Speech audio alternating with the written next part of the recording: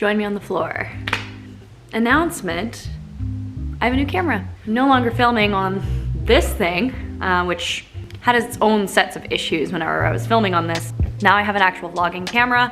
Today I'm gonna be talking about 5 habits that I want to leave in 2020. So based off of my experiences of this year, I definitely have pinpointed some of the habits that I find are not serving me, and I want to leave them in this year as I move on into 2021.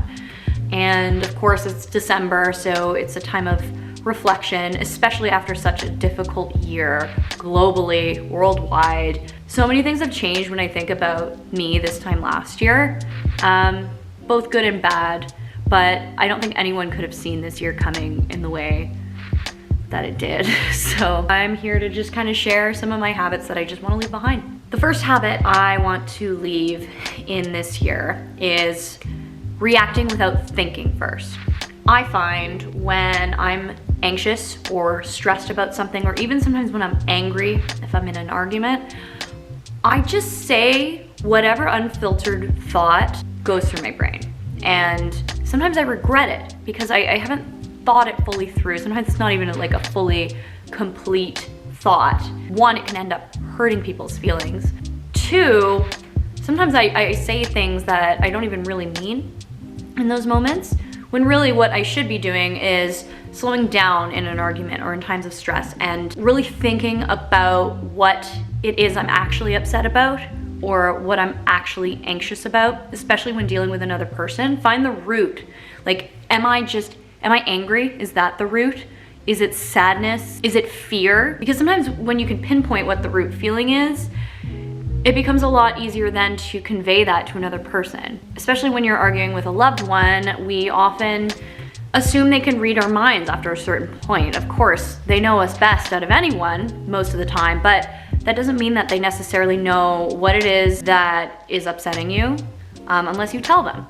So that is one thing that I just want to leave behind. I don't want to be reacting and saying something terrible or something hurtful without thinking it through first and slowing down first to really think about it. So that's my first habit. Second habit I want to leave in 2020 is allowing others to tell me what's best for me. Only I know what I really want and need in any given moment and overall in life. Sometimes I get really caught up in what others think is best for me and what they think is best for me based on their own experiences in their own lives, which is fine. But I need to know that really my own voice is what matters most. I know at the end of the day that I have my best interests in mind. Third habit I want to leave behind in 2020 is worrying about the negative what ifs rather than the positive what ifs. So this kind of revolves around fear. If I'm about to do something that I've wanted to do for a while, I've given it some thought, oftentimes I get caught up in this cyclical thinking of, well, what if this goes wrong? Or what if this goes wrong? And I think about all of the negative things that could go wrong, instead of looking at, but what if it went right? I think that's a skill that a lot of people cultivate in their 20s, once they get out of school or once they get out into the workforce. A lot of people tend to be paralyzed by fear. They're scared of messing up and making mistakes, when really making mistakes is the point. That's how you learn. You're not gonna learn by doing everything perfectly.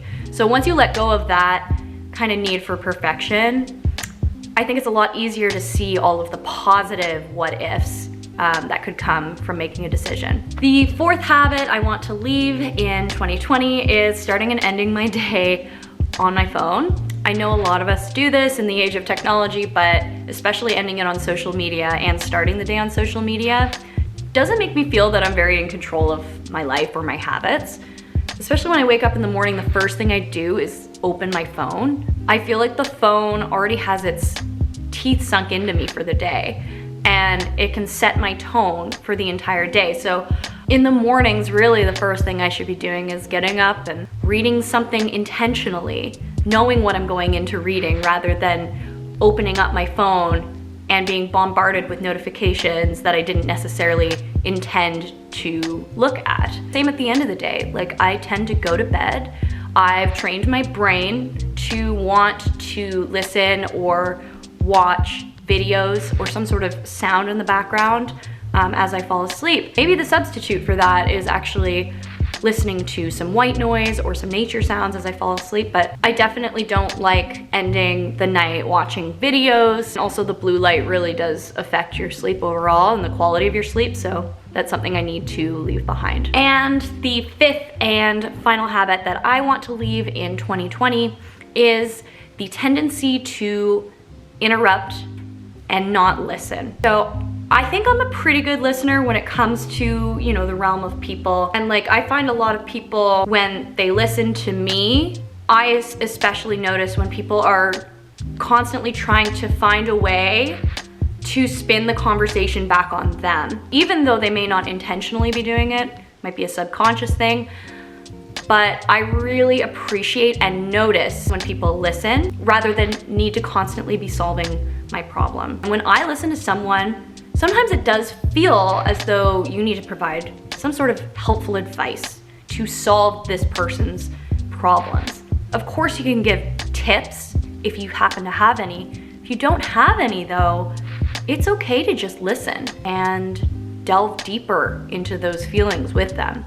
You don't have to solve it all. That's something that I really need to take into account when I'm listening to someone who needs to vent or express their feelings. Another thing is, and I actually read this in a book I have been reading, is to not interrupt. Actually, I think a lot of people have this problem where they want to finish someone's sentence. If someone pauses or thinks about what they're saying for a moment, you want to hop in and prove that you're on the same page as that person, right? But actually what I've felt lately is that it's pretty exhausting because you're anticipating what someone else is going to say. Sometimes you're wrong. And it is exhausting trying to be inside your own head as well as somebody else's head. So I want to stop interrupting people and I want to just be a better listener. I think by doing those two things, I will actually be able to be a better friend. If I don't necessarily need to pull up an anecdote based on my own experience, and if I just let the person talk and create space for them without needing to interrupt, I think that's something that is actually a really beautiful quality in a friend. Okay, so that wraps up this video. I hope you drew some inspiration from it, and I hope you guys consider some of the habits that you might have that may not be serving you and maybe presenting in an unhealthy way in your life. And I'm gonna do another video soon that talks about 5 habits I want to bring into the new year, so stay tuned for that. By the way, this turtleneck that I just got, thrifted from like a Goodwill, and it is in pristine condition. It's like a 3/4 length sleeve, super soft, and like brand new condition, and just in time for Christmas.